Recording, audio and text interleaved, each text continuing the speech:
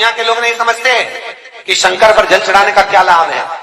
शिव महापुराण कहती है, अगर एक दिन शिव महापुराण की कथा कहती है रविवार को अगर लोटा भरकर शिव को समर्पित करा जाता है तो घर में तेज लक्ष्मी प्राप्त होती है। क्या मिलती है? तेज लक्ष्मी। सोमवार के दिन भगवान शंकर को अगर जल चढ़ाया जाता है तो हमारे घर में शीतलता का अनुभव होता है, शांति मिलती है। मंगलवार को अगर शिव जी के मंदिर में, शंकर के मंदिर में जाकर एक लोटा पानी चढ़ाया जाता है तो हमारे कार्य में उन्नति होती है। बुधवार के दिन अगर शंकर पर एक लोटा पानी चढ़ाया जाता है तो जिन लड़कियों का विवाह नहीं हो रहा, जिन बच्चों का विवाह नहीं हो रहा, उन बच्चों के भी विवाह हो जाते हैं हमारा। गुरुवार के दिन अगर शिव जी के मंदिर में पानी चढ़ाया जाए, जल चढ़ाया जाए तो घर में विद्वत्ता का अनुभव होता है हमारा, बच्चे पढ़ने में प्रखर होते हैं हमारा। शुक्रवार के दिन अगर शंकर के मंदिर में जल चढ़ाया जाए तो नारी का अखंड सौभाग्य होता है।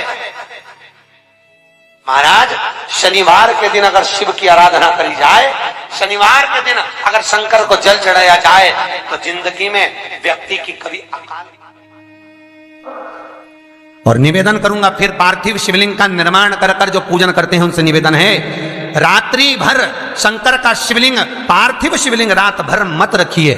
कई माताओं को फुर्सत नहीं मिलती, अभिषेक करवा लेते हैं घर में, कई ब्राह्मण लोग अभिषेक करवा देते हैं, पूजन करवा देते हैं और शंकर भगवान रात भर बैठे रहते हैं। पार्थिव शिवलिंग रात भर तुम्हारे घर में नहीं होना चाहिए विसर्जन। केवल एक हड़ताली का तीज का दिन ऐसा होता है जिस दिन पार्थिव शिवलिंग रात भर पूजा जाता है। रात पार्थिव तो ब्राह्मण श्वेत मट्टी का, क्षत्रिय लाल मट्टी का, वैश्य पीली मट्टी का और शूद्र काली मिट्टी का शिवलिंग का निर्माण करे। रात भर शिवलिंग को ना रखे। शंकर भगवान के प्रसाद को रात भर नहीं रखना। कहीं शिव मंदिर में गए और प्रसाद मिला भी है आपको, वैसे तो शंकर जी के मंदिर में प्रसाद नहीं मिलता। क्यों? तो लिंग पुराण के अंदर और शिव महापुराण के अंदर वर्णन किया गया कि भगवान शंकर ने नंदी को वचन दिया था, सुनो नंदी। शंकर भगवान से नंदी कहता है हमारा भरण पोषण कैसे हो? शंकर भगवान कहते हैं नंदी, मेरे शिवलिंग पर यदि, कई लोगों को थोड़ा ध्यान दीजिएगा, है बहुत कथा पर बहुत ध्यान देना। शिव महापुराण की कथा है, बार बार ऐसी कथा नहीं मिल सकती आपको। सुनोगे आप अपनी जगह पर, बहुत वक्ता हैं, बहुत प्रेम से बांचते हैं, पर जो कथा रस तत्व से आपको मिल जाए उसको ले लीजिए महाराज। कोई वस्तु, कोई भोजन आप बनाकर लेकर गए हो, कोई पकवान आप बनाकर लेकर गए हो, कोई फल लेकर गए हो, यदि शिवलिंग पर वो पकवान, वो मिठाई, वो फल टच हो गया तो वो खाने के योग्य नहीं रहता। वो घर पर लेकर मत आना, मंदिर में ही छोड़कर। यदि भोजन, पकवान, मिठाई, शिवलिंग यहां पर है और भोजन का भोग तुमने इतनी दूर से लगाया है, फल इतनी दूर रखा है, वो शिवलिंग पर टच नहीं करा गया है, तो उस प्रसाद को, उस फल को आप पा सकते हो, उसको खा सकते हो। पर जो शिवलिंग पर टच हो गया फिर वो केवल नंदी, श्रृंगी, भृंगी, प्रेतों का, भूतों का, आहूतों का भाग होता है।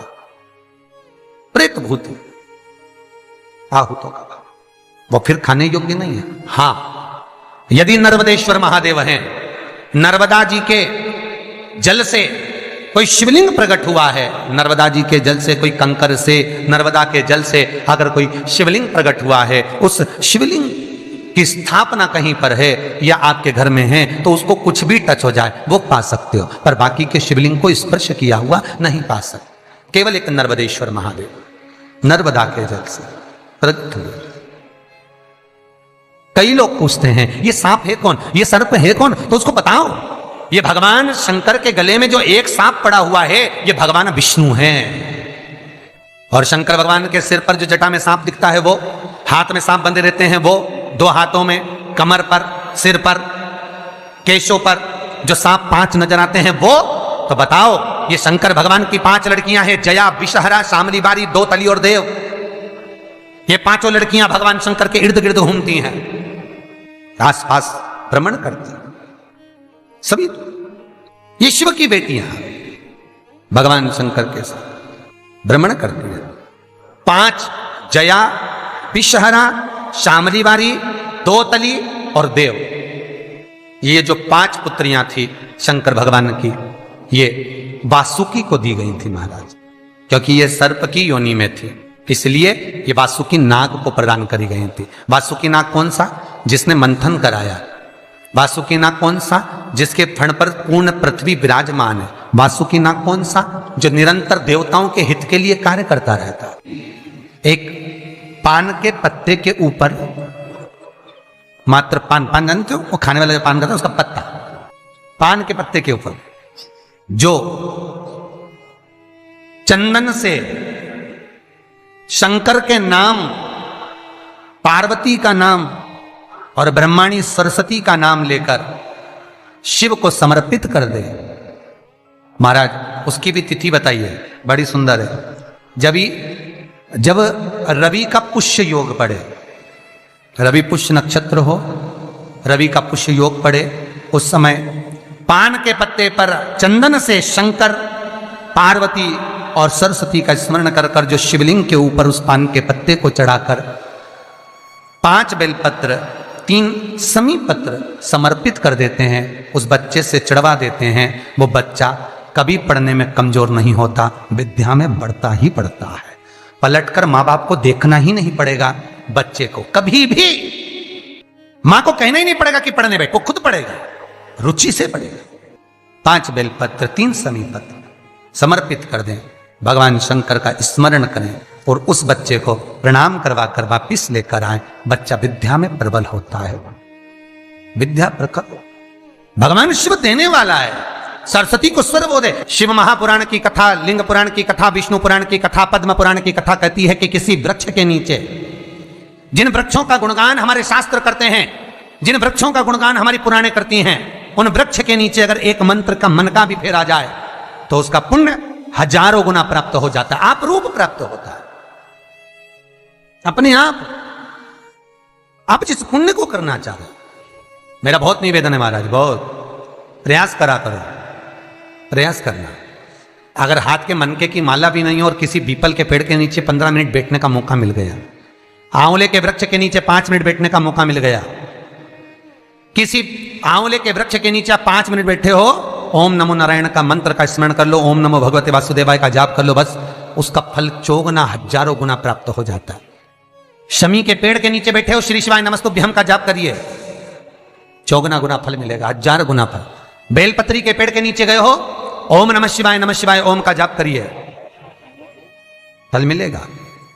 उस फल को हमें पाना है। कई लोग कहते हैं महाराज हम पूजन बहुत करते हैं, हम पाठ करते हैं, हम अर्चना करते हैं, हम व्रत रखते हैं, हम उपासना करते हैं, हम दान करते हैं, हम पुण्य करते हैं, हम सत्कर्म करते हैं, उसके बाद भी दुख क्यों है?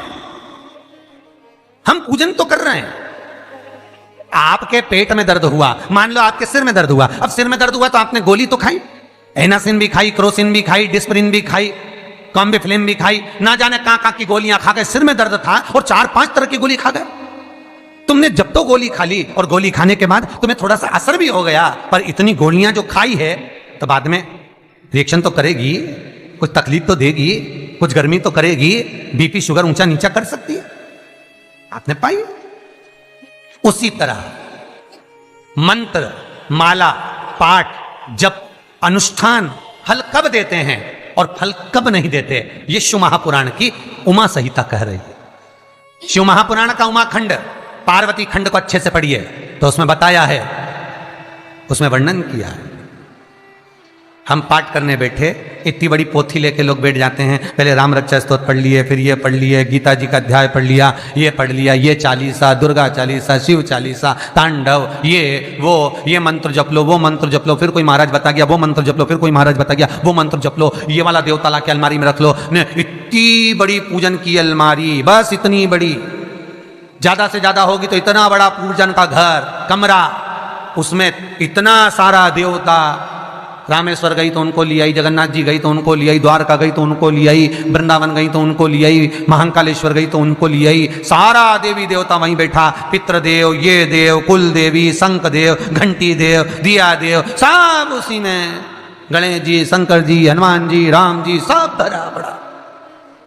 और पूजन करने सुबह से आई, सुबह से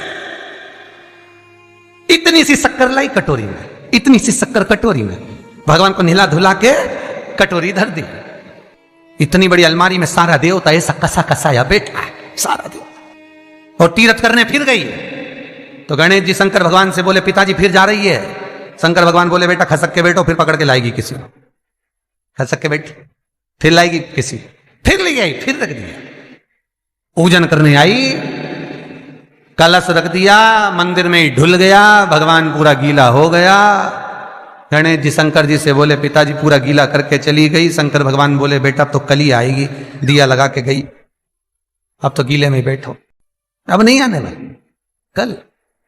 बहुत ध्यान देना साहब, इस कथा को आपके ऊपर लेकर समझाया जा रहा है, क्योंकि शिव महापुराण की कथा कहती है कि आप जो मंत्र जप रहे हो, आप जो माला जप रहे हो, आप जो साधना कर रहे हो, आप जो पाठ कर रहे हो, वो आप पर असर कर रहा है कि नहीं कर रहा है, वो आपको समझना है। राम रक्षा स्तोत्र का पाठ करो तो पहले हनुमान चालीसा पढ़ो, फिर राम रक्षा स्तोत्र करो। शिव चालीसा, दुर्गा चालीसा, गणेश चालीसा, हनुमान चालीसा, गायत्री चालीसा, इन 4-5 चालीसा को एक साथ कभी नहीं पढ़ना। एक चालीसा यदि आपने पढ़ ली है शुरू में, तो पाठ पूरा होने के बाद जब उठने की तैयारी हो तब दूसरी चालीसा पढ़ दो। बाकी की चालीसा भले आप बाद में पढ़ लो, पर एक साथ 4 चालीसा का पाठ नहीं होना चाहिए। महाराज पाठ करने बैठे हो, किसी एक मंत्र की माला जप रहे हो, ओम नमः भगवते वासुदेवाय जपा, या शंकर जी का मंत्र जपा, या गुरु का मंत्र जपा, या ये मंत्र जपा, या वो मंत्र जपा, उस मंत्र को जपने में बीच में कुछ गैप होना चाहिए। एक साथ रट्टा मार पहले ओम नमः भगवते, ओम नमः भगवते, श्रीमन्नारायण श्रीमन्नारायण, ओम नमः शिवाय, ओम नमः शिवाय, फिर ये जप लो वो जप लो, पूरा पाठ सपाट सब खलास।